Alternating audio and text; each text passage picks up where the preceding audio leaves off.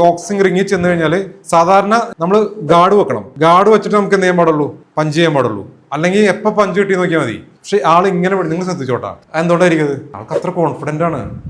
ആള് ഇങ്ങനെ മാറിപ്പോകും. ഇങ്ങനെ ആള് പറയണത് ഇപ്പൊ പുഷപ്പ് എടുക്കുകയാണ്. ഒരു 15 എണ്ണം എനിക്ക് നോർമൽ എടുക്കാൻ പറ്റും. സാധാരണ നമ്മൾ കൗണ്ട് ചെയ്യണം 1, 2, 3, 4 അങ്ങനെയല്ലേ കൗണ്ട് ചെയ്യുക. പുള്ളി കൗണ്ട് ചെയ്യണം എവിടെ നിന്ന് അറിയോ? ആ 15 കഴിഞ്ഞിട്ട് പിന്നെ കൗണ്ട് ചെയ്യും. 15 നോർമൽ എത്തി, ഇനി എടുക്കാൻ പറ്റില്ല.